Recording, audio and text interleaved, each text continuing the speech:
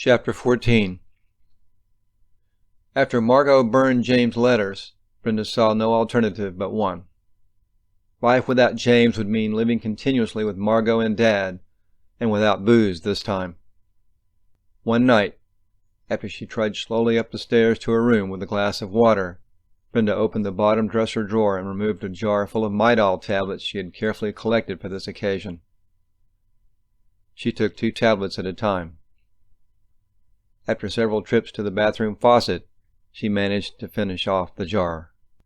She drained the last glass in one gulp and set it gently on the nightstand. Folding her hands, she closed her eyes and prayed that her James would let her follow him. Instead of death, however, she was given a dream.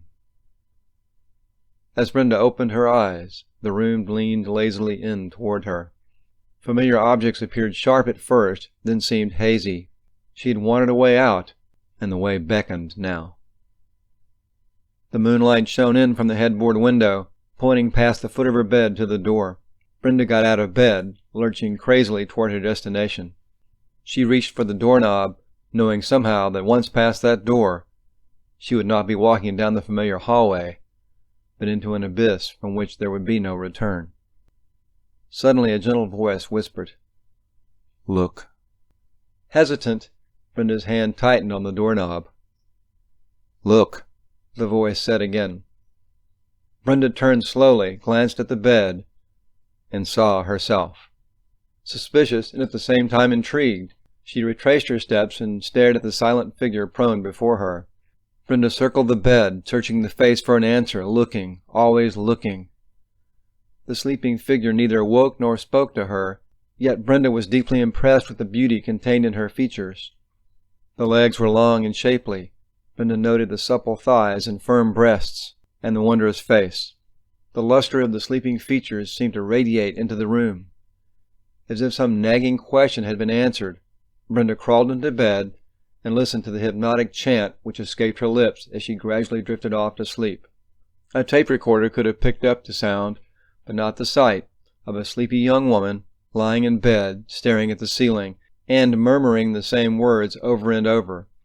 "No one will hurt me again. Will hurt me again. Will hurt me again. Somehow I will leave this place," she said to herself, pulling the sheet up closer to her chin. "Never again will they have me. Never again will Margot beat me down to the ground, yelling, 'You bitch, you whore.' Never again will I be my father's possession, mere meat for his devouring. Never again will I plod up those stairs with their dirty clothes, cleaning their house." Brenda stared up at the hexagon-shaped window over the headboard where the stars twinkled brightly. "Neither will I bleed on some bathroom floor waiting to die. Why should I be the one to die? What have I done? I will go on. I will live, not by the iron rule of my parents, but by the golden rule Jamie taught me. I will do these things because Jamie would want me to. I will be his memorial, not a memorial of marble and stone, but a living one." The next morning, Brenda awoke aching all over as if some great unknown force had drained everything out of her body and put it back again. From that day on, though, no pain could hide the bright new resolve that shaped every thought. As shattered as Brenda was by James' death, she managed to keep working at Carter's coffee shop that year. Midnight resolves were easy to make, but harder to live. She never realized how easy it was to sleepwalk through the day. From time to time after that dreadful year, Brenda thought of suicide, but something inside her said it was important to stay alive. It was still fun to watch the wind in the trees and to smell the flowers in spring. If she died, the wonderful memories of John and Betty Ann would have no home. There would be no one alive who would know Louis' terrible secret. She would live for that, too. A little bit of love is better than no love. Hearing that song would remind Brenda of the years with James, and she knew that death would be no better than loneliness. At least alive, Brenda stood a chance of finding a man like her James. To die meant throwing away every possibility. There was a life worth living, somewhere. Brenda had forgotten about Harry Donovan, unaware that he had come faithfully to the coffee shop every day. His usual taunts went unanswered, and the vacant look in the girl's eye reminded the soldier of the newbies in Nam, the ones driven mad by the heat and dehydration and the endless humping after an invisible enemy. Harry Donovan was not by nature a sympathetic creature, but his heart was touched by the sight of the pathetic waitress who served his coffee every morning. From other customers he learned of her tragedy and understood. He stopped his apron pulling and spoke to Brenda in the calm, low tones he used so often in the bush. And like the newbies, there was no answer. It was a crisp December morning, but Brenda barely noticed as she polished the table, getting ready for the morning rush, when she heard an insistent voice across the counter. Some man kept calling her name, drinking large amounts of coffee and demanding refills. Out of the haze of her mind, she heard the voice again. "I think I'm in love." The voice sounded familiar, at least it used familiar words. For a brief instant, Brenda thought she recognized it.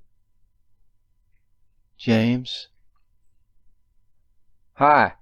Remember me? My name is Harry," the man said. "Oh, yes," Brenda said listlessly. "Glad you recognize me," the soldier said gently, drumming his fingers along the coffee cup. "I thought for a while you'd never snap out of it." "Snap out of what?" Brenda asked offensively. "Aw, come on, I heard about your boyfriend. Tough break. If you ever want to talk about it, I'll be here." Harry watched the girl's face carefully, reached in his pocket for the usual 38 cents. He rose, turned towards the door, then stopped. He fished a dollar bill out of his pocket and tossed it on the counter. "See you, Brenda Jean." "Wait a minute, you left too much money," Brenda called after him, the dollar in her hand. Harry Donovan turned and grinned, this time a genuine smile. "It's not too much for you, darling." The little bell over the doorframe jingled, and he was gone. Brenda folded the dollar and tucked it in her top pocket, and for the first time in months she was not thinking of James. Mrs. Carter opened the shop promptly the next morning at 6, as the sounds of reveille floated across the highway from Fort Campbell. Harry Donovan came in for his coffee as usual. "Ooh, it's cold out there today," he said, brushing the frost from his jacket and stomping his feet. The rattle of cups and glasses was terrific during the breakfast rush. Harry had to speak even louder than usual to be heard. He smiled as he waved to Brenda.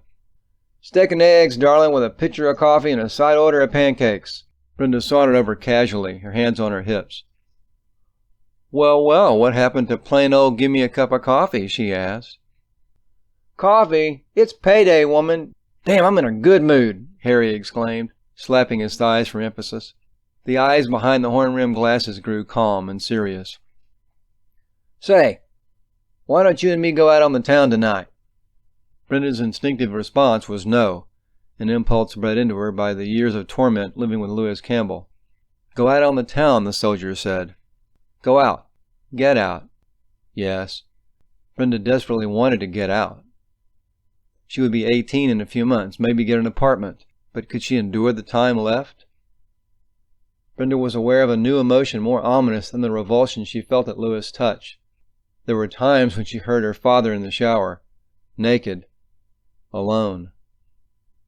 Her thoughts wandered uncontrollably, and Brenda found herself in the kitchen touching one of the long butcher knives in the drawer. It felt good. Naked. Alone. "Pick up the knife, Brenda. He deserves it. Justice for you. Justice for you," the voice repeated over and over in her head. "No!" she would shout inwardly, and the voice would slowly subside. But lately, it had been getting louder. As she studied the boyish face at the counter, already dark with stubble at 8 o'clock, she felt something familiar, like an old memory returning. "Do unto others." The phrase lay gently on her mind as she watched him. She felt an irresistible urge to throw off her apron, ignore all her tedious responsibilities, and go away with the young soldier. Tonight there would be nothing but housework. The precious moments she used to spend with Jamie's letters were gone. Margot and Dad would be enthroned as usual in front of the television, a case of beer between them. If she was lucky, Dad would go to bed right after the late show. It occurred to Brenda that Harry was as big as Lewis Campbell, maybe bigger. A Vietnam veteran, top physical condition. Dad wouldn't be able to lay a finger on her with Harry around. An expression like ecstasy crossed her face for a moment. Hey, do you want to go out with me or don't you? Harriet repeated, waving a hand in front of her playfully. Brenda's eyes focused. Yes. When do you want to pick me up? That night, Brenda felt like a debutante. She combed and brushed her long brown hair ferociously, painstakingly inspected the dress she had picked up that afternoon at the dollar store. It was a polyester special, white with broad black cuffs embedded with sparkles. It was absolutely tasteless, and Brenda thought it was wonderful. Belted across the middle, it would look tolerable. Who was this guy anyway? After a while he would see what a mistake it had been to ask her out. Brenda knew better than expect to see him again. After all, who wanted a basket case? She looked forward to his arrival more than the evening itself. She wanted to see the look on Louis' face when he opened the front door. Promptly at 7, Brenda heard the crunch of gravel outside the house, and she rushed to the couch for a good view out the window. She noted with approval that Harry wore an open-neck shirt with slacks. Thank God he wasn't wearing that damned uniform. He had apparently shaved again, for the darkness on his cheeks had dimmed slightly, and his hair was neatly combed. He walked up to the house with a curious swagger, like a sailor home from the sea. Brenda recognized it from one of Louis' stories. When I got off the plane in Vietnam, I thought they were all a bunch of drunk bastards. One of them said, "Catch!" and threw me a backpack that about took my arm off. He said it was standard issue for the infantry. Damn thing weighed a ton. Seems like everybody carries 70 pounds of equipment minimum. I guess if I lugged that much shit into the field, I'd walk funny too. Brenda listened with delight as a loud knock echoed through the house. "Who the hell is that?" Louis muttered, laying down his newspaper and padding to the door in his socks. He opened it slightly. "Yeah, what is it?" Brenda could see through the crack in the door as Harry and Louis stood face to face. Dad was bigger, but Harry was powerfully built. Yes, she reflected, even Daddy would think twice before messing with Harry. "Does Brenda Campbell live here?" Harry asked politely. "She's my daughter. What's your business with her?" Louis replied irritably. "We're going out on a date," Harry said matter-of-factly, sensing the elder man's suspicion. "That's so," Louis said evenly, measuring the man with his eyes. "Brenda, are you going out with this guy?"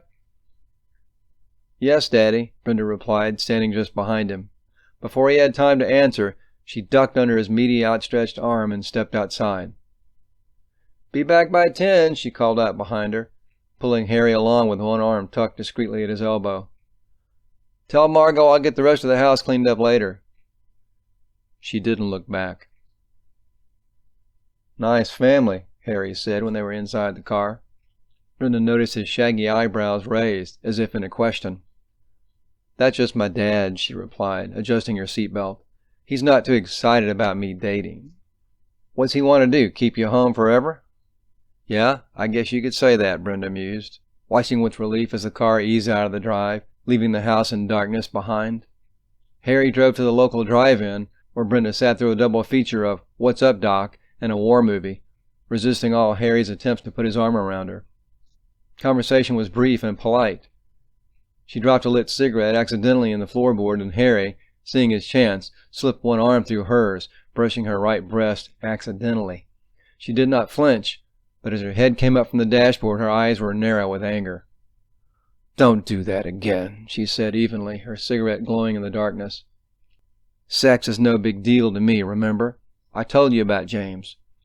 I'm no virgin, and I'm not looking for a good roll in the hay.